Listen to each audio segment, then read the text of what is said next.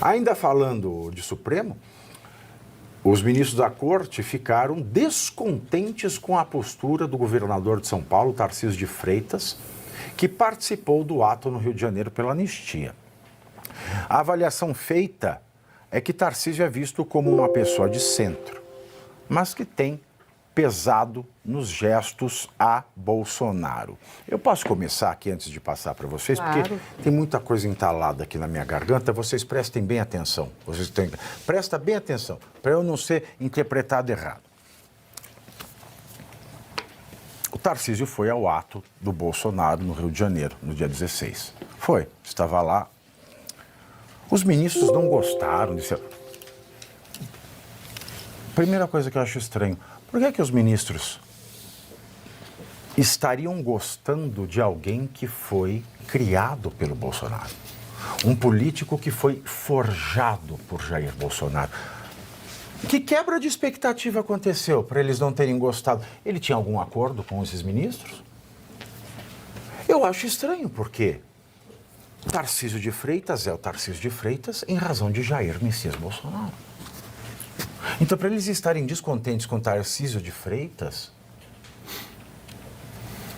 Tarcísio de Freitas deve ter alguma relação com eles que nós não sabemos. Porque se não tivesse, eles estariam, desculpe a expressão, cagando e andando. Porque Tarcísio de Freitas foi forjado por Jair.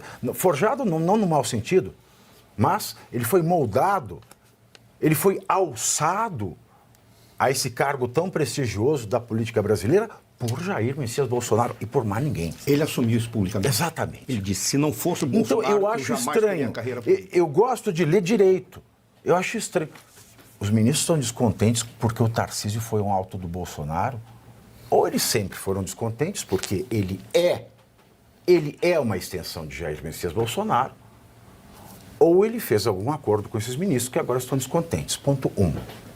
Ponto 2.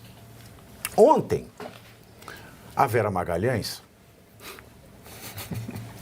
sim, não, o que é tipo também, eu vou fazer um pleonasmo aqui, né?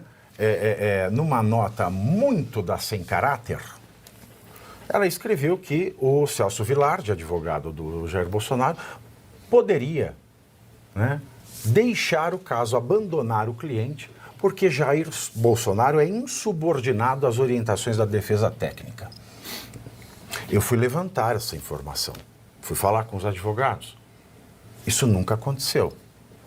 E aí eu pergunto ao senhor Tarcísio de Freitas, por que o senhor ainda continua sustentando esta senhora, Vera Magalhães, com o dinheiro do contribuinte paulista? Porque não bastasse ela, de assim outro também, detonar tudo que é da direita, agora ela está levantando falso contra Bolsonaro? Como é que pode um governador eleito por Jair Messias Bolsonaro pagar o boleto mensal dessa jornalista? Ah, mas a Fundação Padre Anchieta, ela é autônoma. Autônoma até a página 2. Porque se não são os 400 milhões do dinheiro do contribuinte paulista que o governo Tarcísio de Freitas põe na TV Cultura, ela estaria quebrada. Não teria dinheiro para pagar a Vera Magalhães. Então, essas coisas vão me trazendo muita estranheza. E eu já tentei tratar desse assunto com o governador, mas isso parece que é um assunto proibido, o que eu acho muito estranho. E aí me volta à cabeça algumas nomeações que aconteceram logo no primeiro ano do governo Tarcísio de Freitas.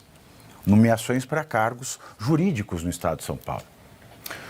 O ministro André Mendonça e o próprio Jair Bolsonaro indicaram alguns nomes. Nenhum deles foi nomeado, mas foram nomeados os nomes indicados pelo ministro Alexandre de Moraes. Então, quando eu leio uma notícia como essa, um sinal me acende. Um sinal me acende. Sem dúvida nenhuma, um sinal me acende. E eu fico com esta interrogação, mas eu não tenho uma resposta. Mas não é porque eu não tenho uma resposta que eu não posso expressar a minha angústia. Eu posso estar totalmente enganado. Posso estar. Mas é o que me parece. Olha, Vivi, posso falar? eu tenho também uma certa angústia em relação a esse tema, sabe? E é bom que ele tenha vindo à mesa para que a gente possa refletir a respeito. O governador Tarcísio, que eu admiro bastante, foi um excelente ministro, tem sido um excelente governador, mas me parece que ele vem se cacifando como uma espécie de direita permitida. Isso me preocupa, porque o que nós temos no Brasil hoje é aquele velho, como foi chamado, né, Teatro das Tesouras, que nós tínhamos dois grandes grupos políticos representados pelo PT e pelo, então, PSDB na época, mas esses atores políticos se realocaram dentro dos partidos, mas permanecem aí de alguma forma. Eles se uniram e eles querem expurgar da política o presidente Jair Bolsonaro, porque ele não entrou nesse jogo. E aí eu fico muito assustada com essa possibilidade, não estou dizendo que mas já vem sendo comentado e talvez seja interessante dar luz a isso para que o próprio governador possa elucidar melhor a sua postura dentro de todo esse contexto político que nós vivemos hoje.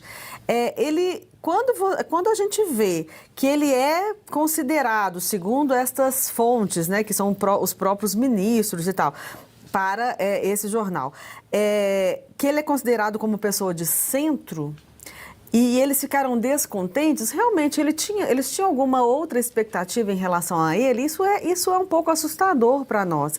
E ele vem se colocando muitas vezes em posições em que ele fica um pouco... como se fosse mesmo essa direita permitida, que o sistema permite essa direita. E não é isso. Nós não chegamos até aqui para retroceder ao Teatro das Tesouras ou algo similar a isso, naquela velha máxima de vão-se os anéis e permanecem os dedos. Então, é importante que isso seja colocado até para que o próprio governador se posicione de uma outra forma ou esclareça algumas coisas que estão realmente deixando a gente um pouco encucado. E aí, quando ele vai à manifestação do presidente Jair Bolsonaro e deixa alguns ministros descontentes e se posiciona lá de forma bastante contundente, o discurso dele foi bastante contundente ao lado do presidente Jair Bolsonaro, a gente fica pensando também que será que isso também não é para manter o seu nome com o apoio do presidente, porque ele não ganha a presidência da República sem o apoio do ex-presidente Jair Bolsonaro. Então, está um pouco nebulosa essa relação de Tarcísio com o Bolsonaro, com essa possível aproximação com os ministros. Não estou dizendo que isso está acontecendo, mas é bom que isso fique um pouco mais claro, porque está dando uma certa angústia de ver isso. Megali, né? Essa notícia vem a partir do jornal o Globo, escrito pela jornalista Bela Megali. A Bela Megali diz que Tarcísio e Moraes costumavam se reunir semanalmente, segundo a Bela Megali do Globo nesta matéria. E seguimos em compasso de espera aí para o segundo dia de julgamento sobre a suposta tentativa de golpe de Estado. E para falar um pouco sobre o tema, nós recebemos agora aqui no Jornal da Manhã o ex-ministro do Supremo Tribunal Federal, Marco Aurélio Mello, com quem conversaremos. Ministro, qual é a avaliação que o senhor faz do primeiro dia? Que considerações que são possíveis de ser feitas? Ou estava tudo dentro daquilo que o senhor imaginava que ocorreria diante da denúncia apresentada pela PGR? Bom dia e obrigado por atender a Jovem Pan. Bom dia, Nonato. Uma satisfação enorme falar a Jovem Pan. Em primeiro lugar, eu fico perplexo pelo que estamos constatando em termos de simples recebimento de denúncia. Sempre foi um ato do plenário, não da turma, e um ato muito simples, bastando a constatação de enquadramento do fato imputado ao denunciado como crime e indícios de autoria. Mas nós tivemos um alargamento da competência do Supremo. O Supremo, a competência é de direito estrito, é o que está na Constituição Federal e nada mais.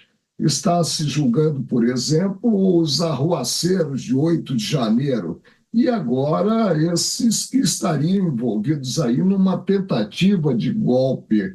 são cidadãos que não gozam, segundo a Constituição, e a Constituição submete a todos, inclusive ao guarda dela, o próprio Supremo, não gozam da prerrogativa de serem julgados no Supremo. O problema do ex-presidente Jair Bolsonaro, eu indago onde foi julgado o atual presidente na qualidade de ex-presidente Lula da Silva, na 13ª Vara Criminal de Curitiba. E aí, de repente, surgiu essa competência que discrepa da Constituição Federal, que é a competência generalizada quanto a cidadãos comuns e que deixam de ter direito a recurso, porque serão julgados em martelada única pelo Supremo.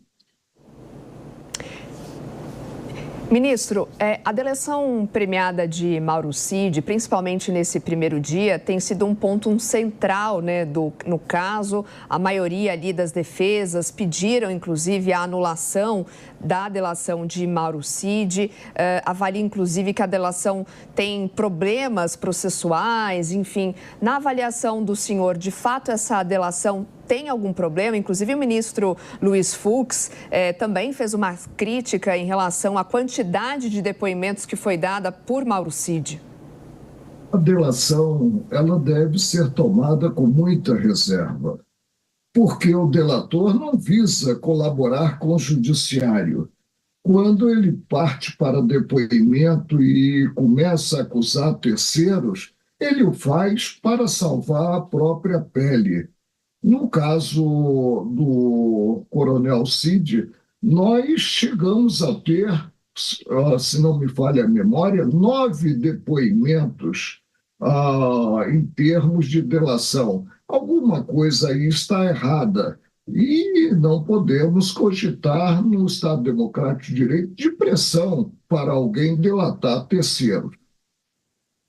Agora, ministro, é possível dissociar a parte política da parte meramente técnica num julgamento como esse, que envolve um ex-presidente, ou na aceitação, no caso, que envolve um ex-presidente, envolve ex-ministros, pessoas que estavam no entorno do poder no Brasil? Nonato, eu estive 31 anos na bancada do Supremo e eu dizia que, para mim, o processo não tinha capa. O processo tinha estritamente conteúdo e me pronunciava de acordo com os elementos coligidos no processo. Não vejo como transportar-se para o Supremo a política, principalmente uma política partidária, uma política governamental. A única política possível é aquela voltada a tornar prevalecente a lei das leis, que é a Constituição Federal. Ministro, o senhor, neste momento, conseguiria ver e enxergar algum tipo de implicação política desse julgamento, tanto para o Bolsonaro quanto para o próprio cenário da política aqui no país? Eu prefiro presumir o que normalmente ocorre não extraordinário, ou seja, a ausência de enfoque político pelo Supremo. Agora, estou muito triste com o que vem acontecendo nos últimos tempos e digo que tenho saudade da velha guarda que encontrei no Supremo em 1990.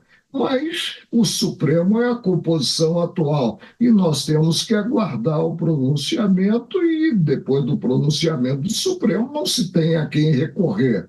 Eu vou repetir: como fica o devido processo legal a partir dessa competência discrepante da Constituição e que acaba desaguando na impossibilidade de interpor-se contra a decisão proferida recurso? Não sei como fica o devido processo legal. Nós estamos conversando aqui no Jornal da Manhã com o ex-ministro do Supremo, Marco Aurélio Mello.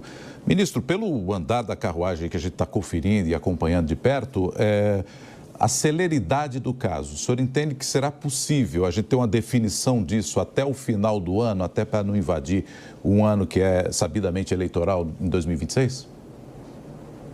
O ideal é que se concilie o conteúdo das decisões com o tempo, a celeridade dessas decisões.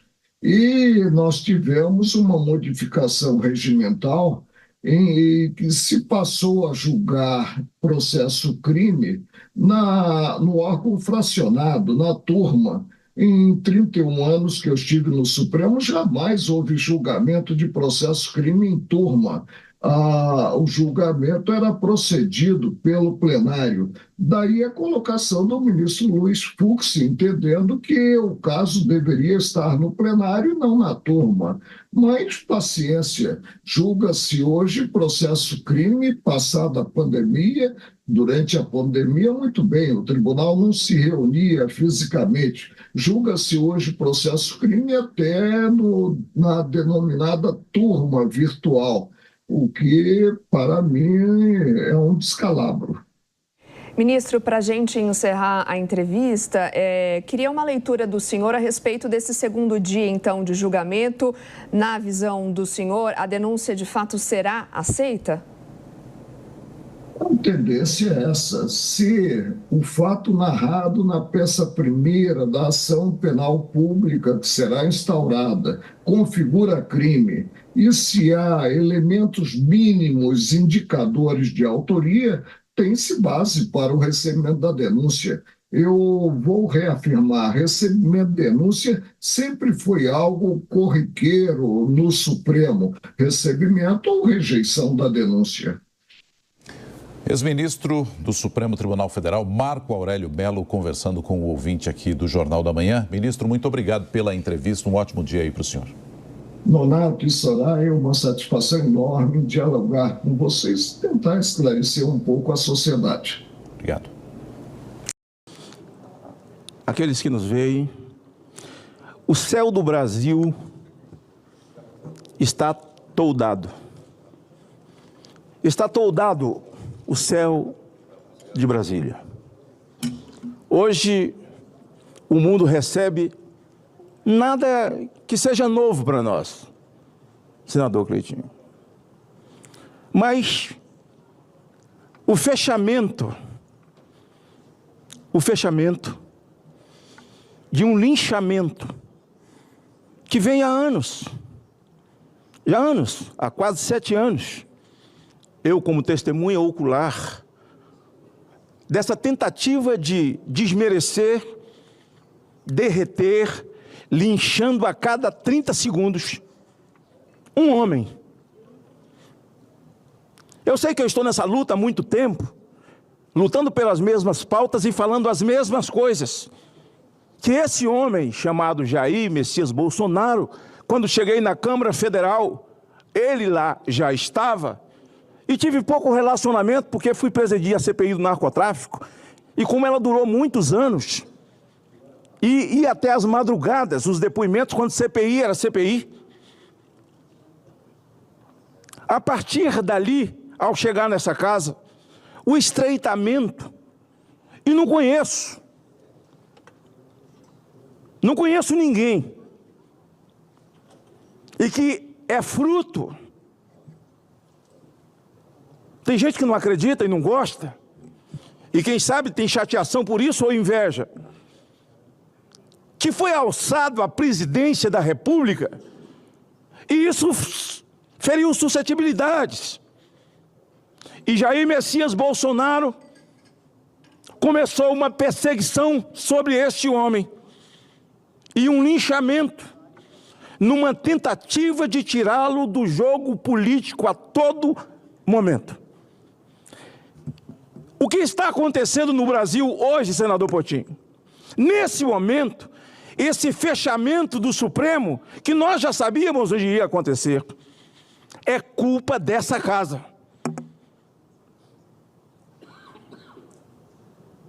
Essa casa é responsável pela irresponsabilidade que vive o Supremo Tribunal Federal. Quem está falando aqui é quem tem autoridade moral, porque sabatinei todos os 5 que lá estavam. E eles são um estelionato jurídico. Estelionato jurídico. Eu votei contra, votei aberto e profetizei o que ia acontecer. A ditadura já chegou até aqui do Senado. Semana passada eu fui botar aqui o Zanin, contando uma mentira jurídica, se dirigindo a mim na sabatina dele. Agora essas crianças inocentes que estão lá no Supremo, vítimas do ativismo judicial que se acelerou quando o presidente atual foi presidente, nos 4 anos de Pacheco, e agora muito mais, porque não guardaram a Constituição que confere a esse poder independência e mais poder que os outros poderes sobre o Supremo Tribunal Federal. Se hoje eles fazem o que fazem, num contorcionismo, não é jurídico, de narrativas. Jair Bolsonaro, que crime ele cometeu? Ele assumiu a presidência da República, passou o tempo falando em 4 linhas da Constituição, ele cometeu um crime com o Nordeste de Vossa Excelência. Ter feito a transposição do Rio São Francisco. Alguém pode me desmentir? Eu vou ficar aqui para partir a Vossa Excelência. Ele fez o auxílio emergencial. O que ele fez? Qual crime ele cometeu? Comprou vacina. Deu comida às pessoas. Se reuniu com embaixadores, é um crime? Qual é o crime? Não acreditar nas urnas, eu desacredito até hoje. Flávio Dino também falou a mesma coisa. Também falou a mesma coisa. O senhor Lupe. Qual o crime que ele cometeu? Ciro Gomes, Brizola. Isso vai ficando no passado. Que crime ele cometeu? E aí o PGR que a gente recebe, a ele eu recebi, com respeito, senador veneziano. Recebi. O cara escreve uma peça, encontro do nada com coisa nenhuma. Para um PGR que troca a sua história por ter o direito de ser reconduzido. E aquilo que ele fala, ele falou completamente ao contrário comigo, dentro do meu gabinete. Os outros eu não recebi. Porque eu acho que uma sabatina, quando você faz um TCC, qualquer curso que você é sabatinado no TCC. O sujeito vem aqui, ele já quer sair aprovado a partir do encontro no seu gabinete. Paz e bem, mais uma vez, queridas senadoras, senhores senadores, queridos também, funcionários dessa casa, assessores, e as brasileiras e brasileiros que nos acompanham nessa sessão do Senado Federal. Eu não poderia, num dia emblemático como esse, 26 de março, após o julgamento aí, que acabou aceitando por o indiciamento lá no STF, de pessoas que supostamente participaram de uma tentativa de um golpe, né, algo que nós já discutimos várias vezes, não para em pé para quem tem um mínimo de bom senso, de atenção ao que diz a legislação brasileira. Eu, como um parlamentar independente, que todo mundo que convive comigo sabe, eu voto e sei das minhas limitações e imperfeições, mas voto pelo Brasil sempre. Independente se está governo Bolsonaro, se está governo Lula. Tenho críticas ao governo Bolsonaro, já demonstrei isso, inclusive no voto. Agora, o que está acontecendo, senhor presidente, e nós temos que deixar claro, não é justiça. É vingança, é justiçamento, e isso a gente não pode aceitar. A gente ontem percebeu no plenário lá do STF, que inclusive o desembargador, ex-desembargador Sebastião Coelho foi detido, expulso do plenário, quer dizer, um advogado que tem todo o interesse em estar ali, é advogado de uma das vítimas, não poder ficar? Cadê a OAB nessa hora? E aí a OAB vem com a nota assim, totalmente estapafúrdia, aberta, sem uma posição. É o que a gente tem visto da OAB, infelizmente.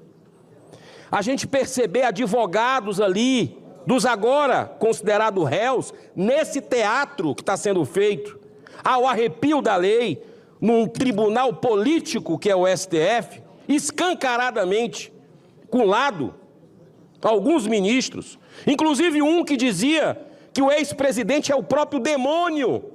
Como é que uma pessoa pode julgar outra achando que ele é demônio? Qual é o julgamento disso? O outro se diz vítima. O Dino chamava de demônio, que era do governo Lula. O ministro Alexandre de Moraes se diz vítima dessas pessoas. Como é que ele pode julgar? Ele tinha que se declarar suspeito, impedido. Que julgamento é esse?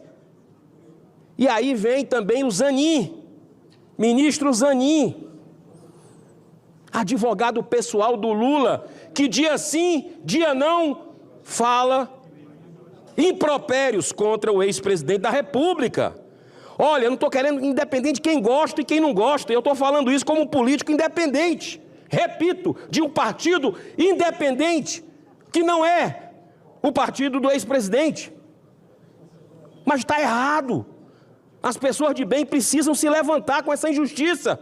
Como é que se coloca a cabeça no travesseiro, vendo a Constituição desse país ser rasgada, sucessivamente, abusivamente, por esses que deveriam ser os primeiros guardiões da Constituição? Você vê os advogados ontem, como eu vi, todos que tiveram estômago para assistir um pouco desse justiçamento, porque não é julgamento, estômago, você vê os advogados ali dizendo, mas olha, eu não tive acesso às provas, aos autos, ao celular do meu cliente. Isso é uma vergonha. E sabe por que não querem levar para o plenário, que os próprios ministros, senador Espiridião Amin, não querem levar para o plenário do STF? Porque eles sabem que a divergência vai ser maior no plenário. Vai escancarar uma aula de Constituição para esses ministros que estão fazendo esse justiçamento. Olha, a Lava Jato, o Mensalão, foram anos, 7 anos. Vai, ouve o advogado, vê prova, analisa, respeita os prazos. Estão fazendo agora em poucos meses. Será que ninguém está vendo isso? Os 2 pesos e 2 medidas. Que estão colocando a toque de caixa a velocidade da luz. Que perdeu completamente a razão, é só emoção, é ódio, é vingança, é revanche. O que é que nós estamos transformando o Brasil, o coração do mundo, pátria do Evangelho? É isso que vai reconciliar o Brasil? É fazer esse tipo de coisa? Eu repito, para obedecer o tempo.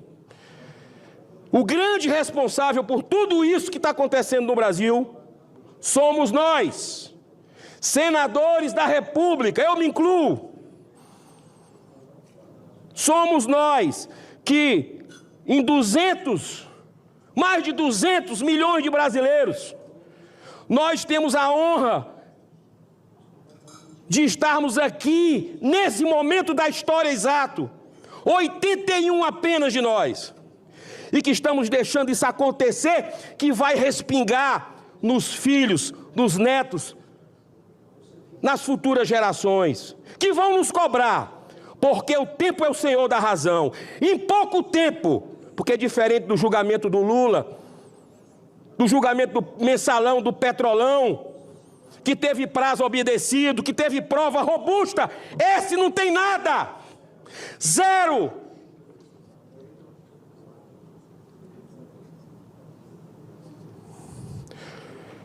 Ainda dá tempo. Ainda dá tempo. Eu acredito muito na capacidade de reflexão de todo ser humano.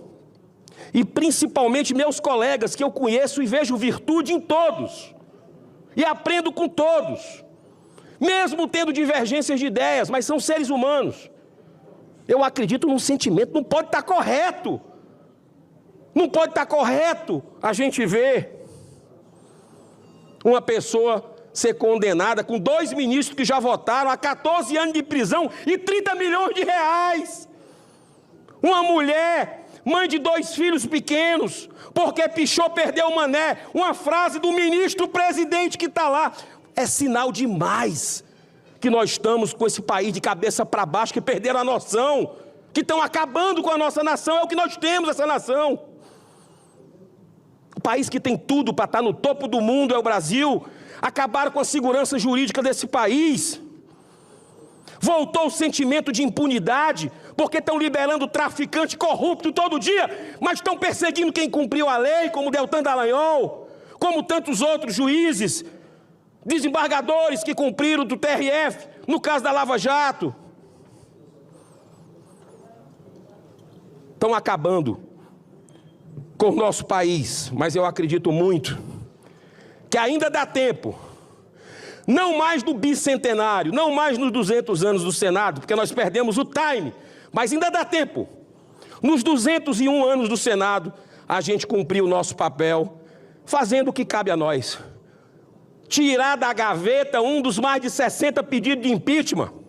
Acabar, a partir daí eu tenho certeza que no dia seguinte, acaba esse famigerado inquérito das fake news que completou 6 anos nesse mês.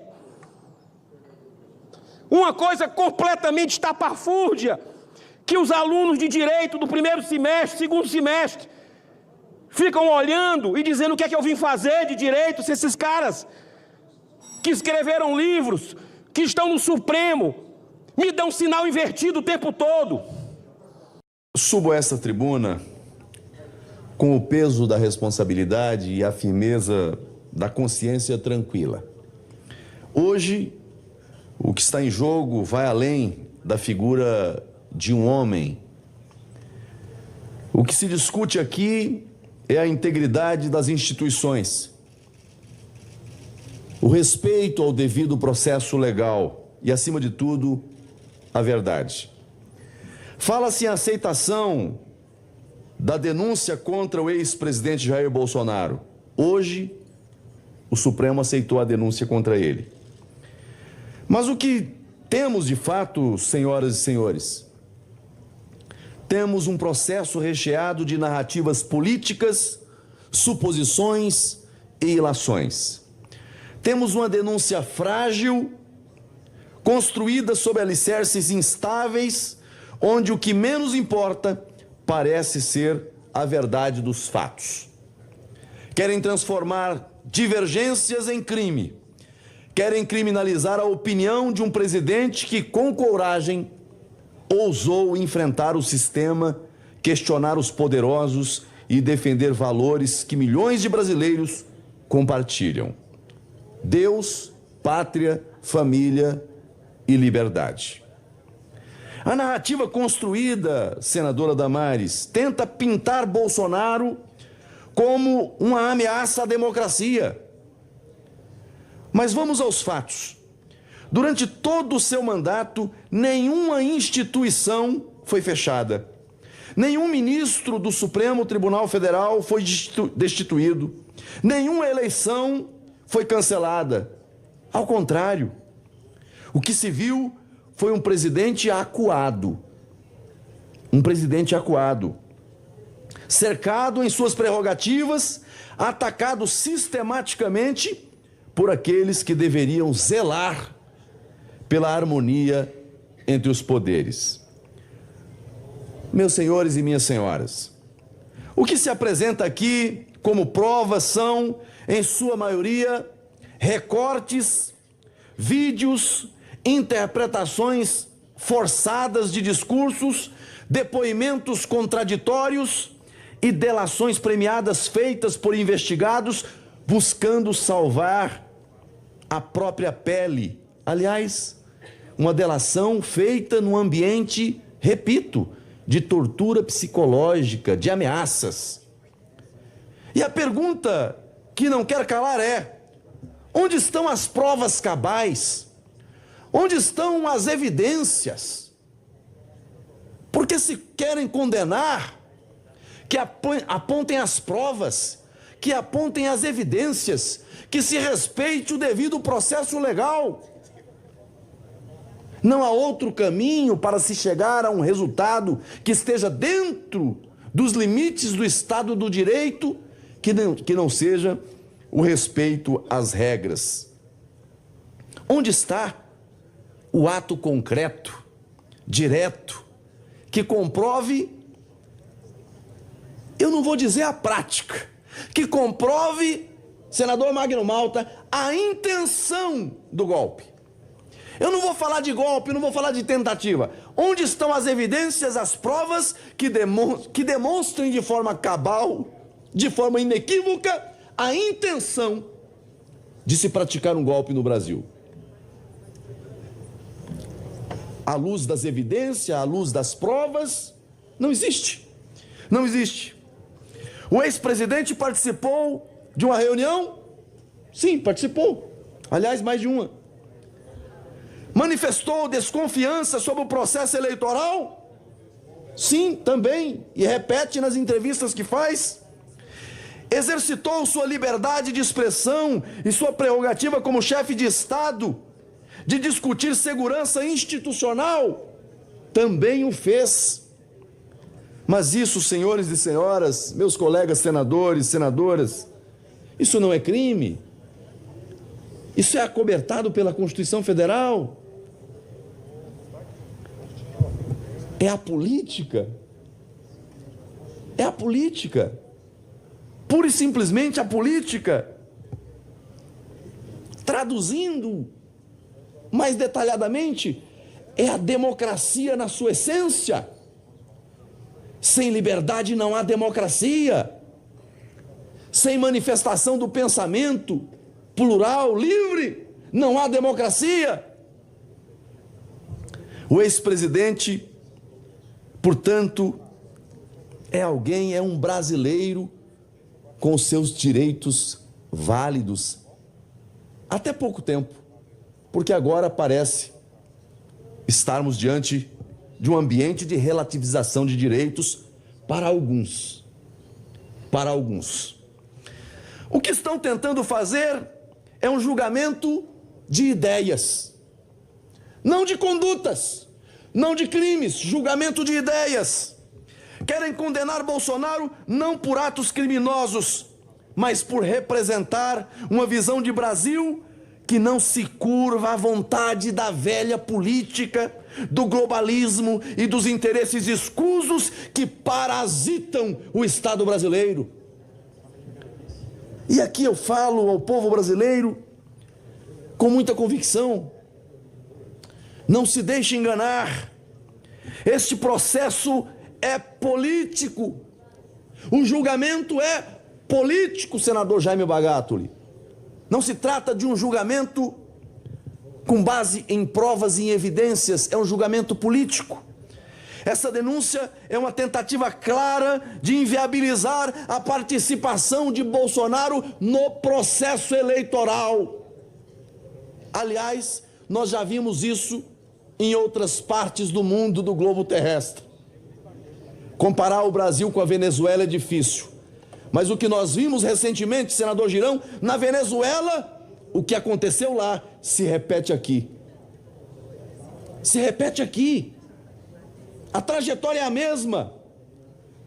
Se não pode pela via eleitoral, o caminho do impedimento, dentro de um julgamento, repito, político, é aquilo que se verifica como o caminho possível para tirar Bolsonaro do jogo eleitoral de 2026. E aí?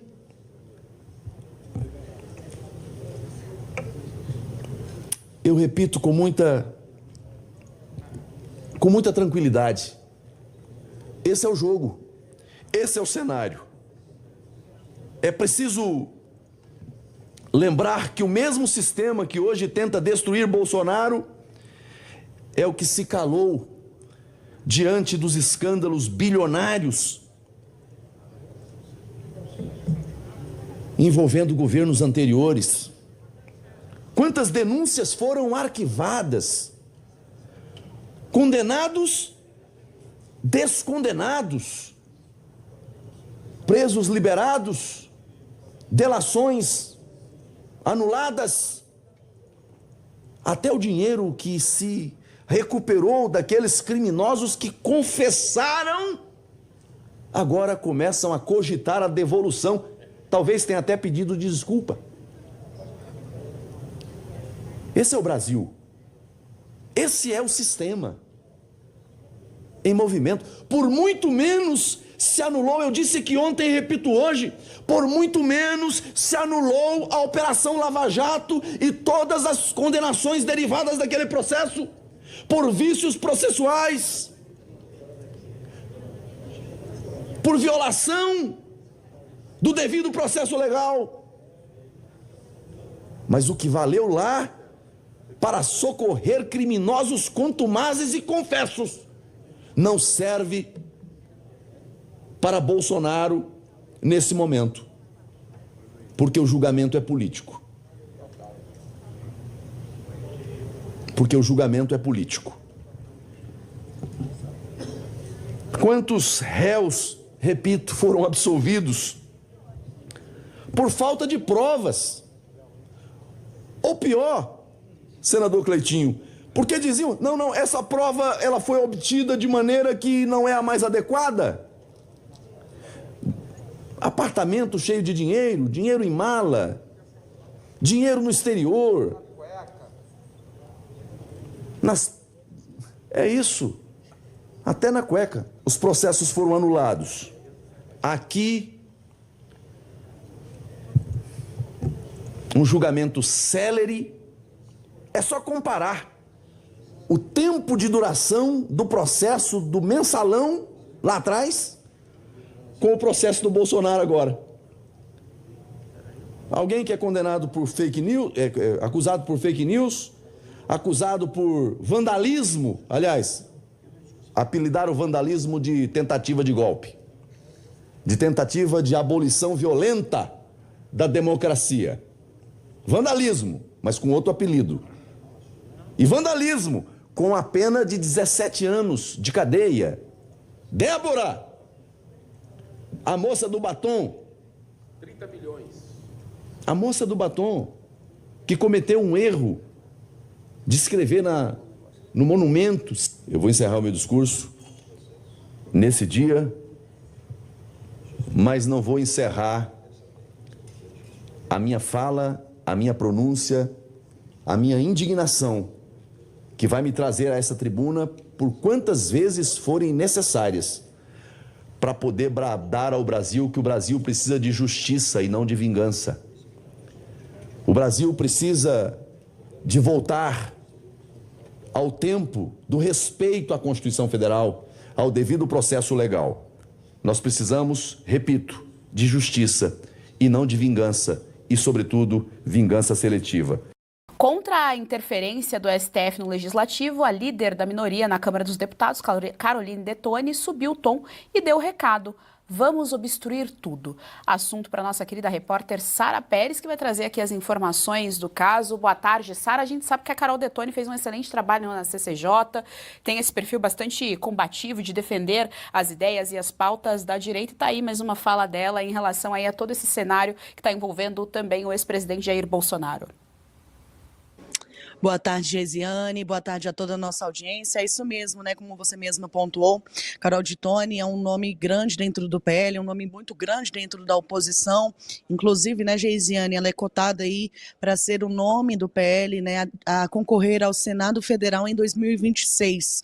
Né, ela tem aí esse perfil muito combativo e de defesa mesmo das liberdades, né? Defesa pela democracia aqui na Câmara dos Deputados, né? Depois ela ter saído, então, aí da CCJ, né, presidiu com grandes projetos para a oposição ali dentro, né, questão do PL anti-aborto, também a questão da anistia, né, que estava pronta para ser votada ali no seu colegiado, né, no ano passado, mas foi retirado de pauta, enfim, um nome que vem aí se destacando dentro do PL, né, na oposição ao governo Lula. E isso se prova mais uma vez, né, ontem a Carol Detoni subiu ali na tribuna da Câmara dos Deputados, logo depois desse julgamento da primeira turma do Supremo Tribunal Federal, em que tornou o Bolsonaro e outros 7 acusados réus por suposta tentativa de golpe de Estado, né? Carol de Tonhão, inclusive a coletiva, né, de Bolsonaro, e ali na tribuna da Câmara, Geisiane, ela falou que esse episódio, né, em que Bolsonaro se tornou réu por essa suposta tentativa de golpe de Estado, se configura a maior perseguição política e jurídica do país. Carol de Toni também levou ali um documento com mais de 30 metros em que denunciou aí, trouxe notícias, né, da mídia sobre questões de interferências do Supremo Tribunal Federal e de denúncias aí sobre essa atuação. Vamos assistir. E eu tenho aqui, vocês sabem o que é isso aqui? São 30 metros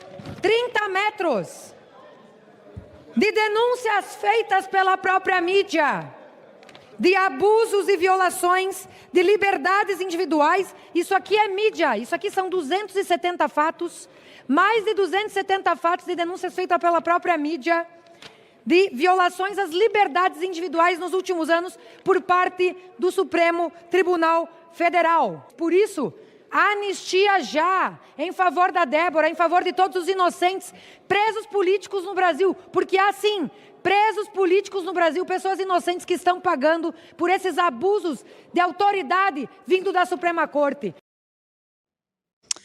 Pois é, Geisiane, nesse discurso, Carol de Toni também disse, abre aspas, é um verdadeiro espetáculo televisionado que está mostrando ao Brasil e ao mundo que a maior casa de justiça do Brasil, na verdade, se tornou uma casa política, que tem um único fim de destruir as lideranças das últimas décadas do Brasil, né, que a direita já teve. Pois é, Geisiane, essa questão da fala da Carol de Toni vai muito no que o líder da oposição da Câmara, né, o Luciano Zucco, do PL do Rio Grande do Sul, já havia dito ali na terça-feira para nós, da imprensa, né, inclusive para mim, que estava ali presente no julgamento do Bolsonaro, de que a oposição vai mandar a semana que vem o pedido de urgência, né, para se votar a anistia aqui na Câmara dos Deputados. Ontem, inclusive, estive com o líder Zucco, ele disse que a oposição já tem mais de 300 votos aí para o PL da anistia, sendo que são necessários 287 votos para aprovar o projeto da anistia na Câmara, ou seja, o PL já tem mais do que o número necessário para a aprovação do projeto e, portanto, vai ser pedida essa urgência na semana que vem. Outra liderança aí, né, da oposição, Geisiane, né, outro integrante, na verdade, da oposição, que falou sobre essa questão da obstrução, sobre o papel da oposição nesse momento com Bolsonaro réu por suposta tentativa de golpe de Estado, foi o deputado federal Cabo Gilberto, do PL da Paraíba. Vale destacar, né, lembrar a nossa audiência que o Cabo Gilberto, ele é um dos investigados junto com Marcel Van Hatten por falas, né, na tribuna da Câmara dos Deputados. Ontem ele também discursou ali sobre a questão da atuação do Supremo Tribunal Federal. Vamos assistir. A Suprema Corte brasileira se tornou o superpoder da República e não há mais a quem recorrer, que precisamos parar todas as votações do Congresso Nacional até o Congresso Nacional restabelecer a democracia que garante, através do artigo 49, o sistema de freios e contrapesos não está funcionando. E a Suprema Corte permanece como o superpoder da República. Aí eu pergunto, se não fizermos a nossa parte, eu pergunto novamente, para que deputado, para que senador? Pois é, Geisiane, essa fala do Cabo Gilberto, ele traz muito clima que se instalou aqui no Congresso Nacional com a questão de Bolsonaro ter se tornado réu pela suposta tentativa de golpe de Estado, né? A oposição está muito indignada com essa situação, já vinha ao longo da semana falando sobre ter sido, né, um julgamento já de cartas marcadas, como o Flávio Bolsonaro falou para a gente, né? A gente trouxe aí no início da semana.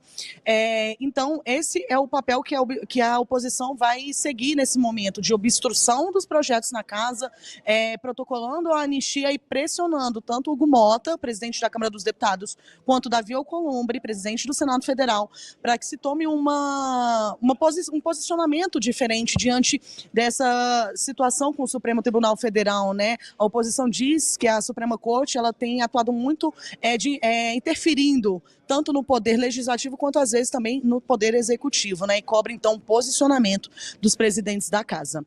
Volto com você, Geisiane, amanhã estou de volta, sigo aqui no Congresso Nacional acompanhando tudo e com certeza amanhã a gente traz aí mais termômetros de como está aqui Brasília depois dessa situação, né, de Bolsonaro réu por suposta tentativa de golpe de Estado. Um abraço para você e para a audiência. Muito obrigada, Sara Pérez, pelas informações aqui no nosso Jornal da Oeste. Até amanhã, tenha uma boa tarde.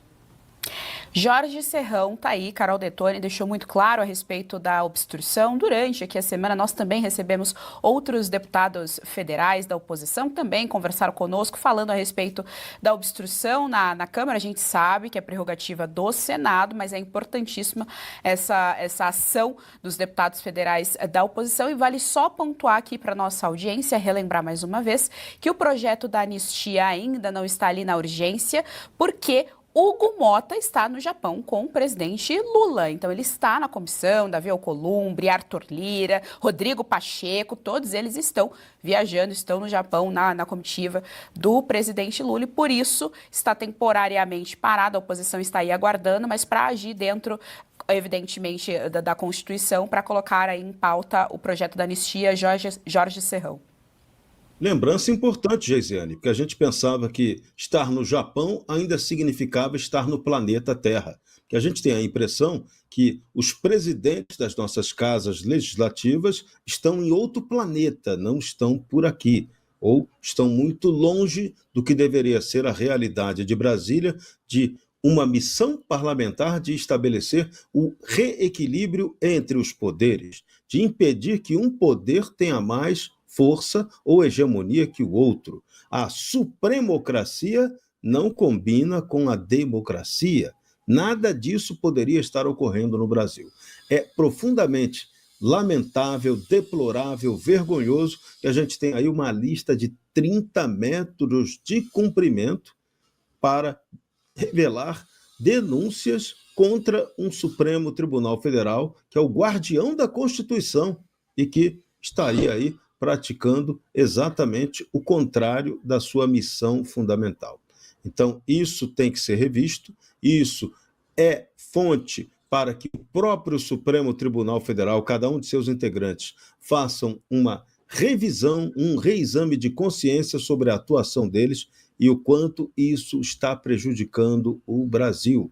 Está prejudicando também a eles, porque não interessa ao povo brasileiro ter um Supremo, a cúpula do Poder Judiciário tão desgastada politicamente como ela está. Mas esse desgaste, é bom lembrar, ele decorre exatamente do defeito que ocorre hoje no modelo institucional brasileiro. O Supremo está fazendo política e não fazendo justiça, que é o que se esperava dele. Então, esse fato é lamentável e a gente espera que o Congresso Nacional, que os deputados acordem enquanto há tempo, porque senão a gente vai ter que mudar o nome do país para Brazuela.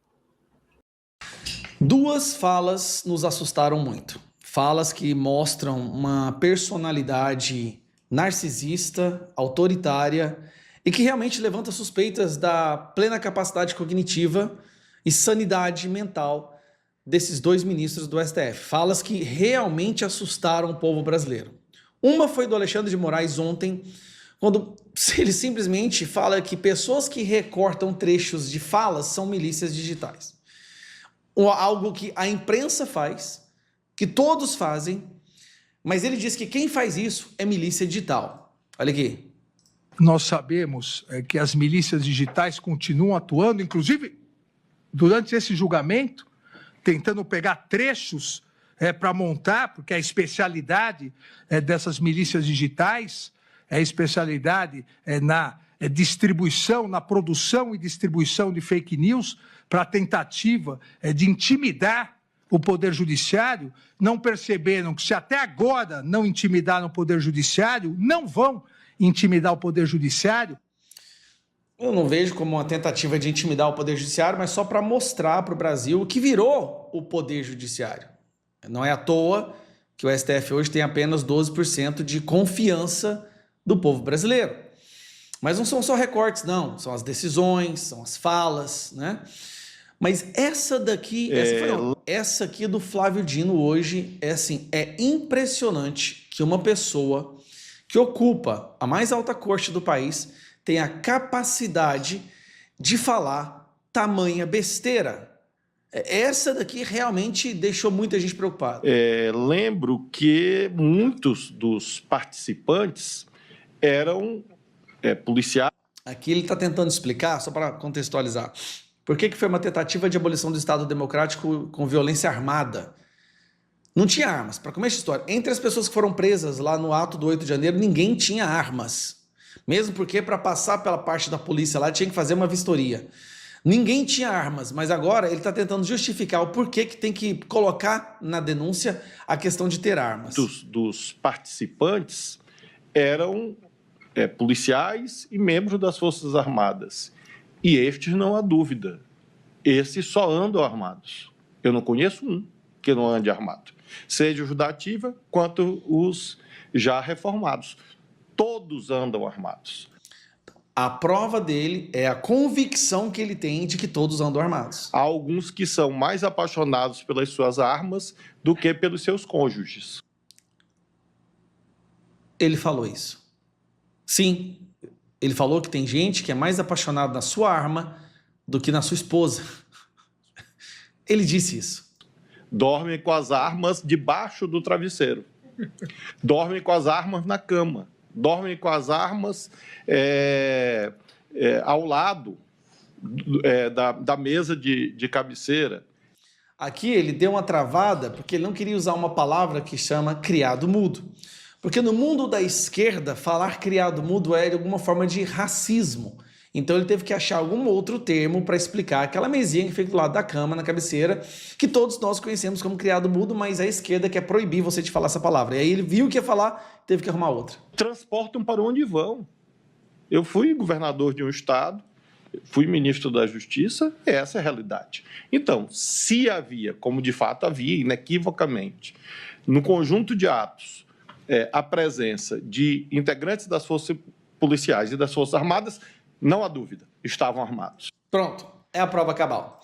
Pode colocar aí tentativa de abolição do Estado Democrático de Direito de forma armada, violenta e tal. Ah, mas nós encontramos armas, encontramos alguns estilingues. Não, tinha arma, eu sei que tinha arma, porque se tinha policial ali, se tinha militar reformado, inequivocamente tinha armas, então pode colocar, vamos prender essas pessoas aí por 20, 30, 40 anos, sei lá quantos anos eles querem prender os denunciados.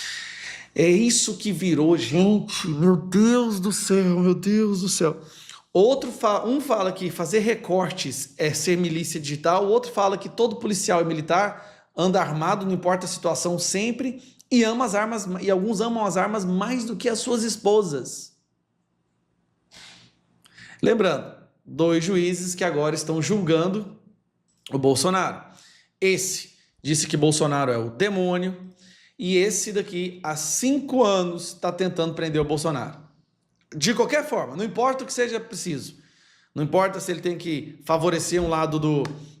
O que eles não poderiam deixar acontecer? Que Bolsonaro vencesse as eleições. Essa é a verdade. Eles não poderiam deixar que aquilo acontecesse. Então, a gente viu uma eleição que todos nós percebemos que não foi 100% equilibrada. E nossa reação ao perceber isso fez com que eles criassem o tal tentativa de golpe.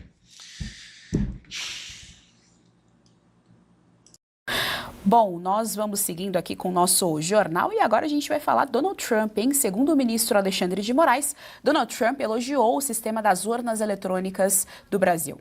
A afirmação foi feita durante o julgamento que tornou Jair Bolsonaro réu. Será mesmo? Segundo a colunista da Oeste, Ana Paula Henke, o presidente dos Estados Unidos é contra eleições em máquinas eletrônicas e defende categoricamente a votação do papel com a prova do voto físico. A contagem é pública, aliás, e defende também contagem pública. É claro que chegou aqui no Jornal da Oeste a hora do nosso VAR.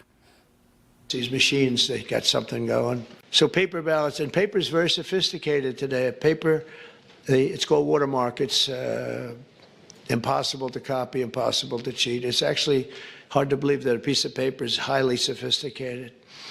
But it's watermark, and it's very, it's amazing, actually, when you see it. You can't cheat. E a gente tem também um tweet aqui da nossa querida comentarista, analista política e colunista também, Ana Paula Henkel, falando aí a respeito desse caso, falando que basta uma rápida pesquisa para atestar que Donald Trump simplesmente abomina qualquer tipo de votação em urna eletrônica.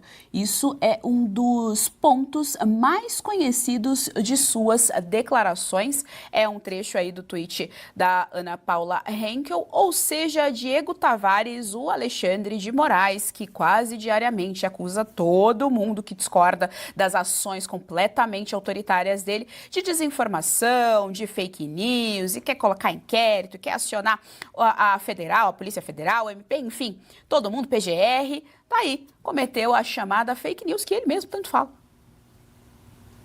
Pois é, exatamente, Geise. É daqueles clássicos exemplos no qual a narrativa se volta contra aquele que justamente a coloca dentro do seio social. Agora, é óbvio, me parece muito óbvio, deveria ser óbvio a todos, que em um sistema plenamente democrático, absolutamente tudo pode ser alvo de críticas. E tudo aquilo que vem para somar, para garantir mais uma camada de segurança, principalmente a questão eleitoral, deveria ser muito bem-vindo. É sempre bom lembrar os exemplos que a própria história nos dão.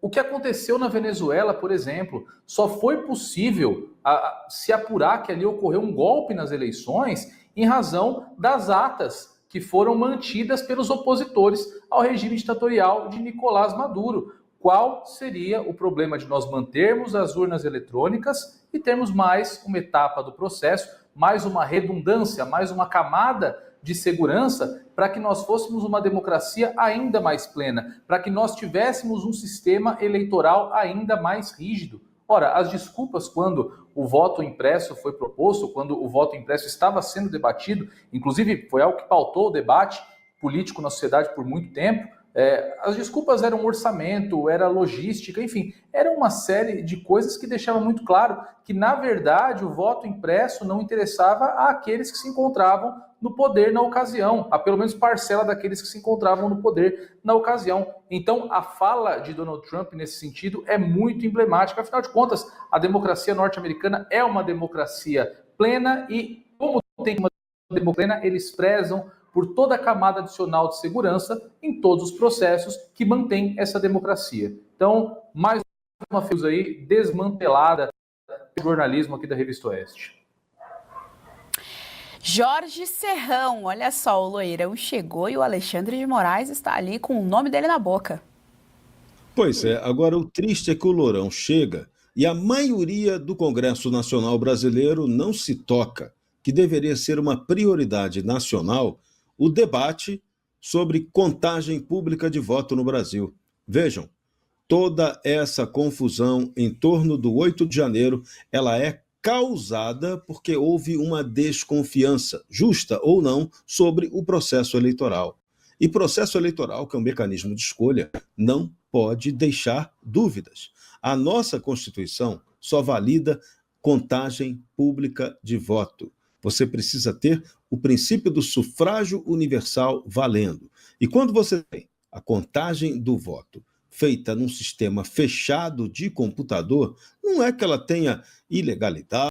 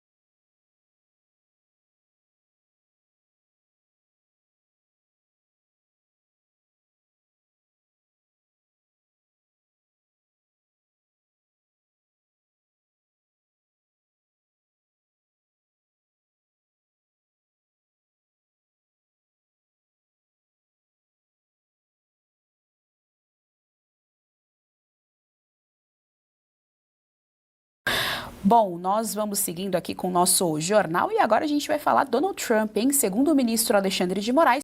Olha, o Procurador-Geral da República, Paulo Gonet, pediu o arquivamento da investigação contra Jair Bolsonaro por suposta fraude em cartão de vacinação. Essa informação, portanto, chega agora à nossa redação e a gente vai repercutir agora na bancada sobre essa informação que acabou de chegar à nossa redação aqui da CNN. Vitor Irajá e Juliana Lopes, esse assunto demonstra surpresa para os senhores? Vitor? Demonstra, Leandro, ainda mais essa ressaca do julgamento de Bolsonaro, pelo menos pela admissão da denúncia no Supremo Tribunal Federal, na primeira turma, chama de fato a atenção esse pedido por parte do Procurador-Geral da República, Paulo Gonet, mas a gente pode, numa primeira análise aqui, né, que a gente ainda tem que se debruçar sobre essa informação, interpretar também como uma sinalização, isso do ponto de vista técnico, também de que todo aquele trabalho e aquela demora, inclusive na análise feita por Paulo Gonet em torno da investigação envolvendo esse plano golpista, ela tinha, então, uma intenção, de fato, de ser bastante minucioso e de ser bastante cuidadoso em torno dessa leitura. Perpassa, pelo menos, uma leitura, uma interpretação de que Paulo Gonet seria, portanto, alguém imparcial para apresentar uma denúncia contra o ex-presidente Jair Bolsonaro, em meio a uma recomendação, um pedido, para que essa outra investigação envolvendo as vacinas, os cartões de vacina do ex-presidente, não vá para frente. Essa investigação, inclusive, Leandro, do ponto de vista político, aquela que tem o menor impacto para Jair Bolsonaro. Porque Bolsonaro nunca escondeu suas posições em torno dos imunizantes contra a Covid-19. Então, para aqueles que o apoiaram e votaram nele em 2022, essas posições, inclusive, já estavam muito claras. Ele, inclusive, dizendo abertamente que não tomou vacina e também que não tomaria. Juliana Lopes, o Paulo Gonet afirma que não há provas suficientes. Vale destacar que o Mauro Cid, durante a delação premiada dele, ele citou esse caso, citou esse assunto durante a delação. Esse pedido do Gonet, do Procurador-Geral da República, afirmando que não há provas suficientes, isso pode enfraquecer, Juliana, a delação? Então, Leandro, o que a gente tem aqui? Estou lendo aqui, vamos devagar, estou tendo acesso aqui agora. O que ele afirma?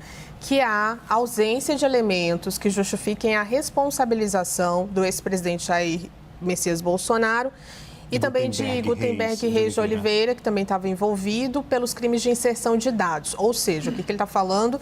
Que não há provas que sustentem que Jair Messias Bolsonaro pediu para incluir a vacinação dele naquele cartão, fazendo ali uma falsificação, né, desse documento que é tão importante, da vacina de Covid-19. Gutenberg Reis, inclusive, deputado federal. Com relação a Gutenberg Reis, o que afirma Gonet? Que há elementos de convicção no sentido de que ele efetivamente se vacinou contra a Covid-19. Então, ainda que houvesse algum tipo de falsificação, tem elementos que provam, então isso acabou fragilizando essa investigação. Agora, é importante ressaltar de que não é que a colaboração de Mauro Cid, o que está dizendo Mauro Cid, esteja errado ou não tem ali uma prova de o que ele está falando é correto. Há uma dúvida sobre realmente a inserção de dados falsos. Isso acaba, pelo meu entendimento aqui, não inviabilizando a delação de Mauro Cid, que é um ponto que é muito importante, né? A gente tem duas frentes de atuação das defesas dos investigados no Supremo Tribunal Federal, inclusive pelo plano de golpe, para tentar fragilizar essa investigação. Uma delas é dizer que está tudo baseado na delação de Mauro Cid e não há elementos de prova que sustentem essa delação. E no outro ponto, principalmente a defesa do ex-presidente, diz que não tem ligação exatamente o que diz Mauro Cid com o presidente ser ali o chefe de uma organização criminosa. Não há provas que indiquem que ele realmente estava ali na coordenação de um plano de golpe. Por que a gente está falando isso? Porque foi a partir dessa investigação, que é sobre um outro assunto, que é a questão da inserção de dados falsos em cartões de vacina, que surgiram provas e pontos importantes para outra investigação, essa sim, do plano de golpe, que agora tem um julgamento no Supremo Tribunal Federal. Então, a gente pode dizer que essa investigação do cartão de vacinas acabou sendo uma base ali para que outras frentes de investigação fossem abertas, como a do plano de golpe.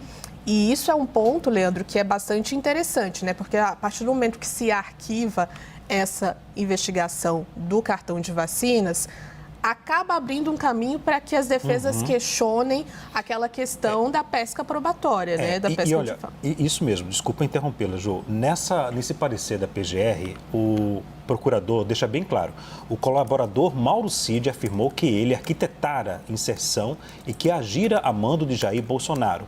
Contou também que desfez as inserções a instâncias de outro auxiliar do ex-presidente. Ocorre em prejuízo da viabilidade de apresentação de acusação penal, que somente o colaborador afirmou que o presidente lhe determinara a realização do ato. Essa solicitação é elemento de fato central para que a conduta típica, crime de mão própria, lhe possa ser imputada. Depois o procurador cita, daí a jurisprudência da corte exigir que a informação do colaborador seja ratificada por outras provas, a fim de que a denúncia seja apresentada. Ou seja, o Mauro Cid afirmou na delação essa informação de que o Jair Bolsonaro teria pedido a ele. No entanto, o que apresenta esse parecer da PGR é que não houve elemento de prova, Vitor. Não houve novas provas e, evidentemente, para se apresentar uma denúncia, que é inclusive o que está sendo discutido no âmbito do julgamento do plano golpista, também um objeto de contestação das defesas, é que as defesas afirmam que toda a denúncia da Procuradoria-Geral da República foi baseada somente na delação de Mauro Cid, que foi contestado, inclusive, pelo ministro relator Alexandre de Moraes e ratificado pelos demais ministros. Fiz esse paralelo para a gente entender exatamente esse trecho, Leandro, que é o que eu estava lendo, inclusive, quando você começou a ler. O procurador Paulo Gonet, portanto, não diz que necessariamente é uma mentira o que está contido nessa delação de Mauro Cid, mas que a investigação não conseguiu comprovar por outros meios que essas declarações de Mauro Cid, que Jair Bolsonaro teria pedido a inserção de seus dados em comprovantes falsos de vacinação e, como diz, inclusive esse pedido de arquivamento, a posterior retirada desses dados também dos sistemas, Leandro. Juliana, esse ponto aí pode ser usado pela defesa do próprio ex-presidente para questionar a questão da delação, como você disse, né? É isso, porque isso já estava sendo questionado, né? Então, abre mais um caminho para que a defesa fragilize a delação. O que dizem Procuradoria-Geral da República e o próprio ministro Alexandre de Moraes. Eles afirmam que a delação de Mauro Cid apontou caminhos para a investigação e que, a partir da delação, provas foram levantadas, ou pelo menos pontos foram levantados, investigados e provas colhidas. Então, a delação é uma base para mensagens que foram lidas, né, que mostram ali, de alguma forma, os integrantes dessa investigação do plano de golpe tratando sobre um planejamento de um golpe de Estado, sobre a morte de autoridades depois do resultado das urnas em 2022. Então, tem ali alguns pontos muito fortes que foram trazidos à luz por conta da delação de Mauro Cid. Então, não é que a delação é uma prova em si, mas ela levanta a possibilidade de investigações.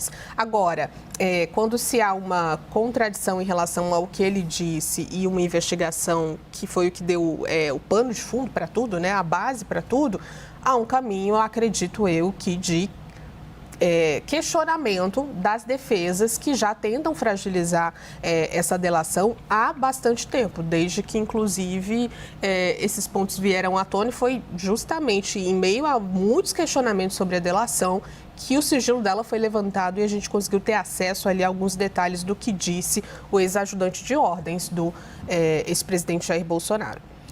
Por sinal, a Procuradoria-Geral da República, nesse parecer aqui, nessa determinação não, mas posicionamento, ainda cita um outro documento, afirmando que na petição 12.100, em que provas convincentes foram produzidas pela Polícia Federal em confirmação dos relatos do colaborador. Mas isso se referindo a uma outra situação, não a essa situação dos autos. Vamos seguir, por não, favor. Só isso, só para a gente reforçar. O que está dizendo o Gonet Mauro Cid levantou essa possibilidade. Olha, quem pediu para inserir dados falsos na carteira de vacinação foi o ex-presidente. Aí, o que faz a Procuradoria-Geral da República? Autoriza a investigação sobre esse ponto. Se há elementos que comprovem essa fala, investigação continua, denúncia oferecida. Se isso não acontece, ela é arquivada. Nesse caso, elementos de prova não foram encontrados, investigação arquivada. No caso de planos de golpe, elementos apareceram. Por isso, agora, oferecimento ao Supremo Tribunal Federal e andamento de um julgamento agora com todos esses réus, inclusive o ex-presidente. É isso.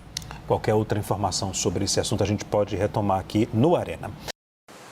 Agora, um caso que julga um presidente da República, que pode terminar com a prisão do presidente da República e de seus auxiliares, não podia ser julgado por cerca de metade do STF.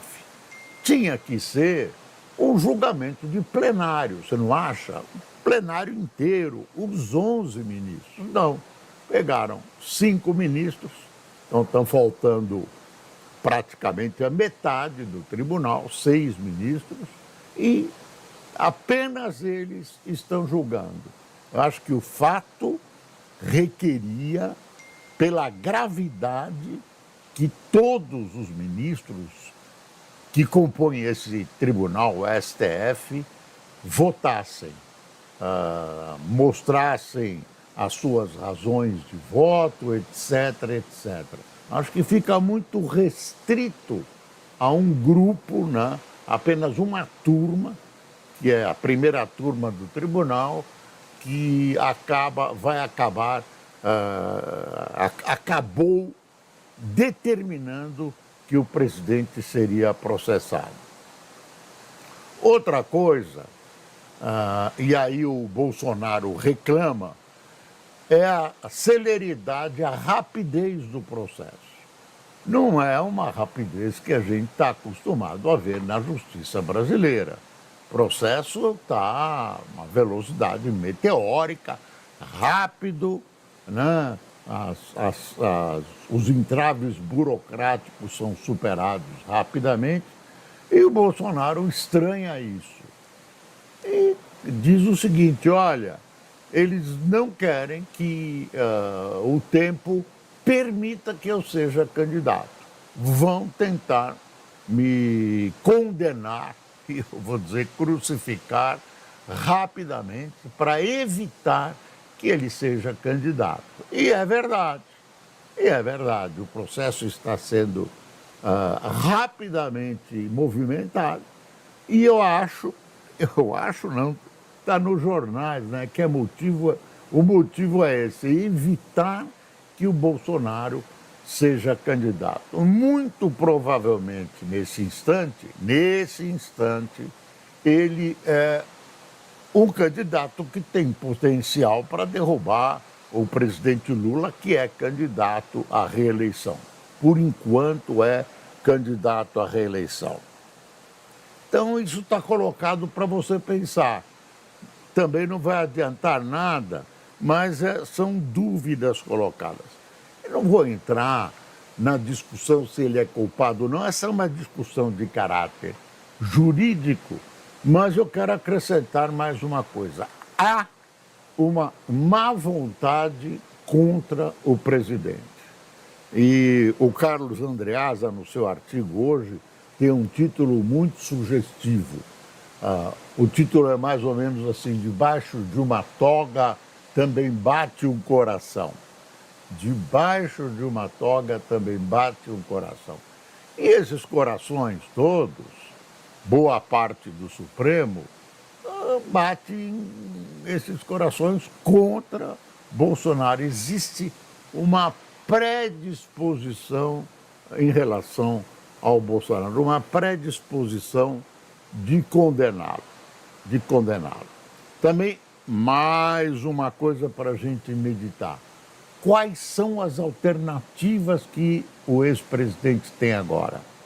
Ele pode enfrentar o processo, como parece que vai enfrentar. Ele pode, perto do desenlace do processo se refugiar numa embaixada, pode fugir do Brasil, para tentar evitar a prisão. O Lula, quando preso, soube transformar essa prisão num palanque.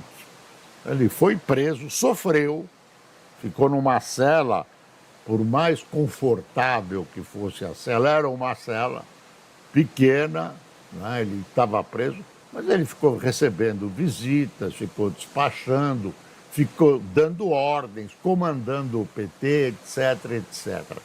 Ele se sentiu num palanque, aquilo era o palanque dele, onde ele ficou 1 ano, mobilizando o PT, mobilizando setores da sociedade, criou essa lenda, vamos fazer uma abertura democrática, a democracia não sei o quê, e conseguiu se eleger presidente da República mais uma vez, depois de tudo que aconteceu.